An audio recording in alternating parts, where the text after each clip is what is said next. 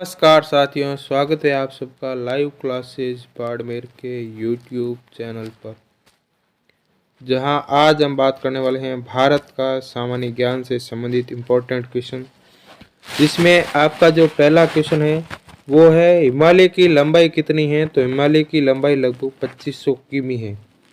हिमालय का निर्माण कैसे हुआ? हिमालय का निर्माण प्राचीन तटीय सागर के निक्षेपों से हुआ। अगला है हिमालय एक नवीन वलित पर्वत है जिसकी सबसे उत्तरी एवं सबसे ऊंची श्रेणी कौन सी है? तो हिमाद्री हिमालय की सबसे नवीनतम वलित पर्वत है, उसकी सबसे ऊंची और उत्तरी चोटी है। अगला है भारत के प्रमुख दर्रे सर्वोच्च शिखर कंचनजंगा किस श्रेणी में अवस्थित हैं? तो हिमाद्री श्रेणी में अवस्थित हैं। अगला है विश्व की सबसे ऊंची चोटी है माउंट एवरेस्ट। माउंट एवरेस्ट की ऊंचाई कितनी है? 8848 मीटर। अगला क्वेश्चन है माउंट एवरेस्ट को नेपाल में क्या कहा जाता है और तिब्बत में क्या कहा जाता है? तो नेपाल में इसे सागर माथा कहा जाता है और जो तिब्बत है वहाँ उसको कोलोलंगमा कहा जाता है। हिमाद्री का पाद प्रदेश क्या है? शिवालिक। अगला है भारत का सबसे प्राचीन पर्वत कौन सा है जिसकी सबसे ऊंची चोटी माउंट आबू पर स्थित गुरु शिखर है? तो अरावली एक अवशिष्ट पर्वतमाला है जो भारत की सबसे प्राचीनतम है और जिसका जो सबसे उच्चतम चोटी माउंट एवरेस्ट वो गुरु शिखर है। अरावली की पहाड़ियां किस राज्य में है? राजस्थान में। अरावली के पूर्व में बनास नदी तथा पश्चिम में निकलती है लूनी नदी। पूर्व में बनास नदी निकलती है और पश्चिम में आपकी लूनी नदी निकलती है। लूनी नदी कहाँ गायब हो जाती है? कच्छ के रण में विलुप्त हो जाती है या गायब हो जाती है। पश्चिमी घाट है एक अपभ्रंश पठारों का घाट। थाल घाट, भोर घाट, पाल घाट दर्रे कहाँ स्थित हैं? तो पश्चिमी घाट पर्वत अन्य नाम सह्याद्री में। अगला है पूर्वी समुद्री तट में कन्याकुमारी से कृष्णा डेल्टा तक का तट क्या कहलाता है? कोरोमंडल तट। पश्चिमी तट से में गुजरात से गोवा तक का तटीय क्षेत्र कोंकण तट और मंगलोर से कन्याकुमारी का तट मालाबार तट कहलाता है। अगला है कोडाइकनाल कहाँ स्थित है? कोडाइकनाल पालनी पहाड़ी पर। नीलगिरी पहाड़ी तमिलनाडु कहाँ स्थित है? पश्चिमी एवं पूर्वी घाट के मिलन स्थल पर। अगला है आपके नीलगिरी की सबसे ऊंची चोटी कौन सी है? दोदा बेटा। दक्षिणी भारत की सबसे ऊंची चोटी कौन सी है? अन्नाईमुदी दक्षिणी भारत की सबसे ऊंची चोटी। अगला क्वेश्चन है अन्नामुदाई कहाँ स्थित है? तो अन्नामुदाई की पहाड़ी पर। भारत में सबसे बड़ा पठार कौन सा है? तो दक्कन का पठार।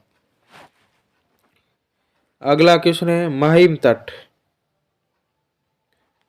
माहिम तट और दक्कन पठार कहाँ स्थित है? महाराष्ट्र में। भारत का रूर कहलाता है छोटा नागपुर का पठार। मालवा पठार कहाँ स्थित है? तो मालवा पठार आपके अरावली एवं दक्षिण में विंध्याचल की श्रृंखलाओं के मध्य स्थित है। महेंद्रगिरी कहाँ स्थित है? महेंद्रगिरी पूर्वी घाट पर्वत में। अगला है नर्मदा एवं ताप्ती के मध्य सतपुड़ा एक ब्लॉक पर्वत है जिसका सर्वोच्च शिखर कौन सा है? धूपगढ़। गारो, खासी और जयंता की पहाड़ी किस राज्य में स्थित है? तो मेघालय में स्थित है। अगला है धुआंधार जलप्रपात जबलपुर मध्य प्रदेश सतपुड़ा पर्वत क्षेत्र में किस नदी पर स्थित है? तो नर्मदा नदी पर सतपुड़ा धुआंधार जलप्रपात या जबलपुर मध्य प्रदेश में सतपुड़ा पर्वत क्षेत्र में स्थित है। भारत में सबसे बड़ा नदी मुख किस नदी का है? हुगली नदी का। भारत में विशाल मैदान का निर्माण नदियों द्वारा बहकर लाई गई निक्षेपों से हुआ है। अगला क्वेश्चन है, पवन द्वारा निर्मित मैदान कहलाता है? पवन द्वारा निर्मित मैदान पैडी प्लेन कहलाता है। भारत की सबसे लंबी नदी गंगा, जिसकी उत्पत्ति कहाँ से मानी जाती है? उत्तराखंड में स्थित गंगोत्री हिमनद से। अगला है, वास्तव में देवप्रायण में भागीरथी अलकनंदा नदियों की संयुक्त धारा क्या कहलाती है? गंगा। गंगा की सबसे लंबी सहायक नदी कौन सी है? तो यमुना। अगला क्वेश्चन है, भारत के सबसे दक्षिण में स्थित नदी कौन सी है? तो वेगई। बांग्लादेश में गंगा नदी को क्या कहा जाता है और ब्रह्मपुत्र नदी को क्या कहा जाता है? बांग्लादेश में गंगा नदी को पद्मा और ब्रह्मपुत्र को यमुना कहा जाता है। अगला है, गंगा एवं ब्रह्मपुत्र की संयुक्त धारा क्या कहलाती है? जिसकी सहायक नदी बराक है, मेघना। अगला है, ब्रह्मपुत्र नदी पर असम में विश्व का सबसे बड़ा नदीय द्वीप माजुली द्वीप स्थित है। अगला है, विश्व का सबसे बड़ा डेल्टा का निर्माण गंगा ब्रह्मपुत्र नदी करती है, वो है सुंदरवन डेल्टा पश्चिम बंगाल में। अगला है, ब्रह्मपुत्र को तिब्बत में सांगपो एवं अरुणाचल प्रदेश में सियांग एवं असम में दिहांग माना जाता है। कावेरी नदी कहलाती है? कावेरी नदी दक्षिण की गंगा कहलाती है। प्रायद्वीपीय भारत सबसे लंबी नदी तथा दूसरी सबसे लंबी नदी। प्रायद्वीपीय भारत की सबसे लंबी नदी गोदावरी और सेकंड स्थान है कृष्णा नदी का। अगला है, गोदावरी को बृहद गंगा एवं दक्षिण की गंगा कहा जाता है, जिसका उद्गम स्थल कहाँ है? तो नासिक महाराष्ट्र के निकट त्र्यंबक गांव की पहाड़ी से।